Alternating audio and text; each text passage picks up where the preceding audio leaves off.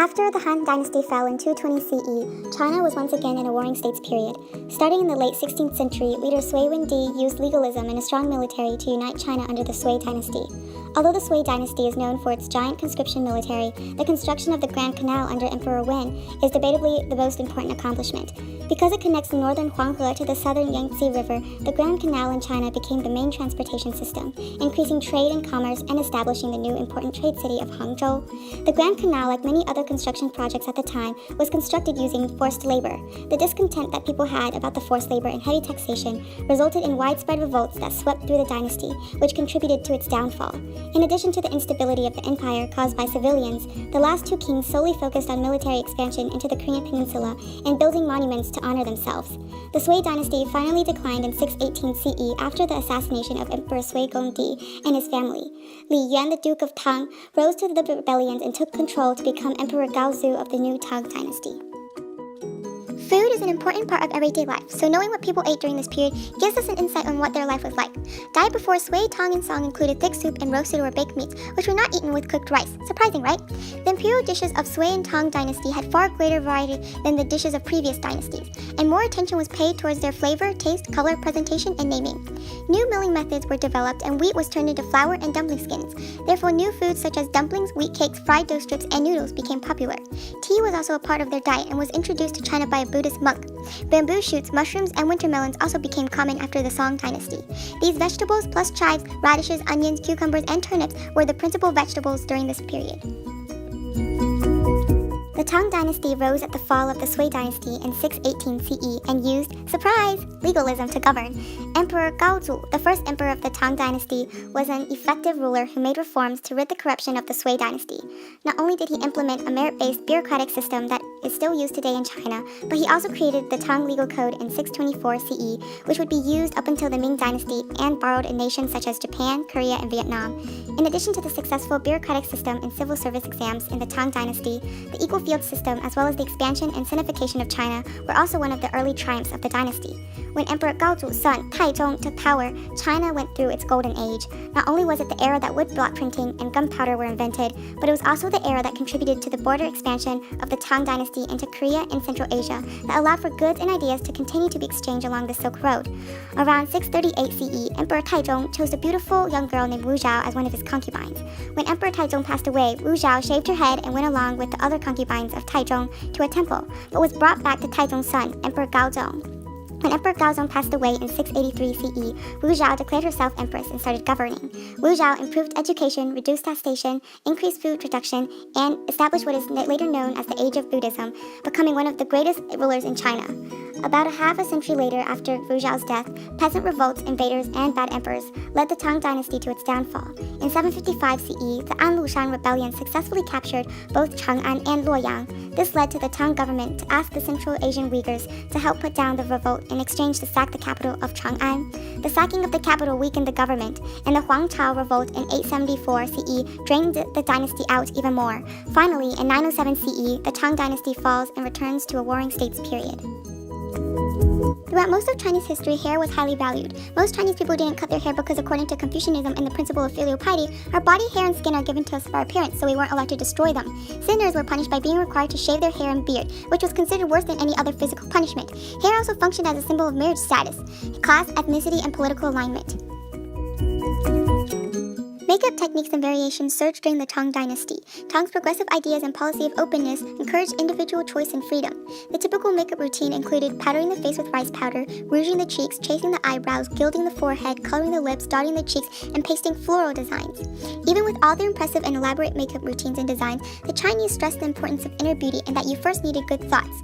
The Chinese developed so many things, but at the end of the day, they always go back to spiritual self-discipline.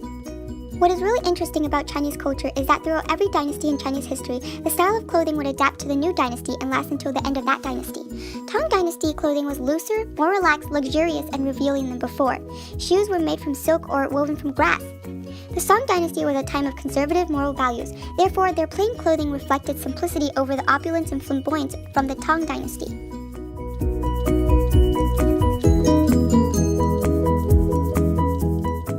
During the Age of with Buddhism in the 5th to 9th century, Buddhist art and music flourished and exerted a long-lasting effect on Chinese culture. The ruling house of both the Sui and Tang were great patrons of Buddhism and Buddhist arts and music. Many instruments were used in Buddhist, which were narratives alternating songs and spoken passages to tell stories about the life of Buddha. Or court ritual music was also something instruments were used for. Was based on Song Neo-Confucian principle and became a model for later dynasties.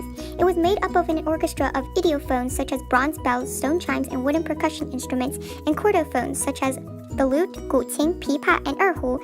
These stringed instruments had string often made of silk. Before this period, the other dynasty that had many contributions to Chinese instruments was the Han. In general, ancient Chinese musical instruments have double functions. On one hand, they are tools for playing music. On the other hand, they are instruments of production. Sometimes they were used to deliver certain messages in daily life. For example, when people went out to battle, they would beat a drum. Or when a gong was beat on the street in the old days, that meant important officials were coming. Before the Sui, Tang, and Song dynasties, dances such as the lion dance were used to tell stories. During the Sui and Tang dynasties, many of these dances were performed at the imperial court. Dances in this period showed signs of nature as it related to beliefs such as Confucianism and Taoism. During the Song dynasty, foot binding began to spread and therefore contributed to the decline of dance as an art form. Woodblock printing, sculptures, pottery, painting, and calligraphy were some of the various art forms that flourished in the Tang dynasty. Woodblock painting helped increase literacy rates in China. Sculptures made of stone or jade were carved into Buddha. Pottery, such as Chinese porcelain, was considered a luxury good and therefore exported to places like Arabia. Painting in the Tang dynasty was dominated by landscape painting, known as shan shui, or mountain painting. This consists of scenic views of mountains, rivers, and waterfalls, depicted with ink rather than paint. Calligraphy is also a form of painting. It has been a rich and varied source of artistic expression and has been regarded as the highest form of Chinese painting.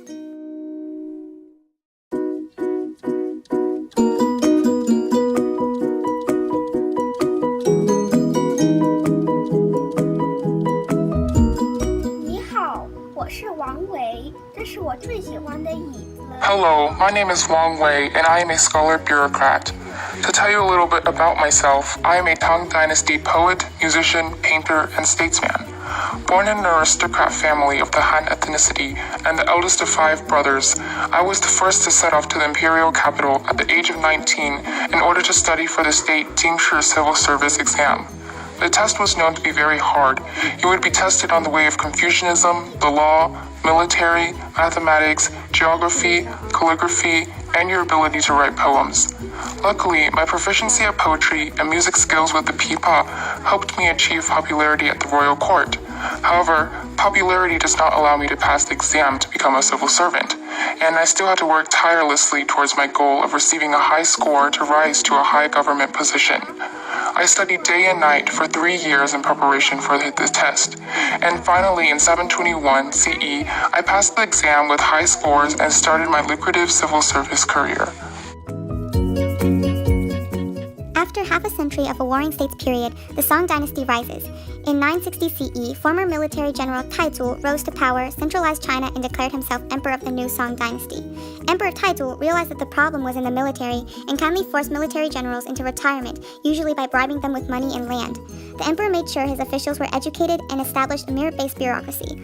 Although the northern Song dynasty was eventually conquered by the Jurchen invaders and renamed the Jin dynasty, southern Song dynasty continued to thrive until 1279 CE. In this time, Neo-Confucianism rose in an attempt to ease the conflict between Buddhism and Confucianism, and women's status dropped as the practice of foot binding became popular. Even with these important changes, the Song dynasty is better known for its prosperous agriculture and technological innovations. The population grew rapidly during this time as new irrigation systems, innovations, and food variety were introduced. Water wheels and terrace farming sped the farming process. The iron plow dug deeper for more nutrition, and the Vietnamese champa rice allowed farmers to harvest twice a year instead of once. Not only did agriculture flourish in the Song, but technological and industrial advancements developed as well. Porcelain became an important luxury good. Steel allowed for larger and stronger building projects. The earliest gunpowder formula was officially written down. Magnetic compasses made traveling at night possible. Junk ships were used for more efficient trade, and movable type enabled an increase in education and later spreads to Europe to become the printing press. Despite all of this prosperity and innovation, the Song dynasty eventually came to its downfall in 1279 CE with the invasion of... Wait for it! The Mongols!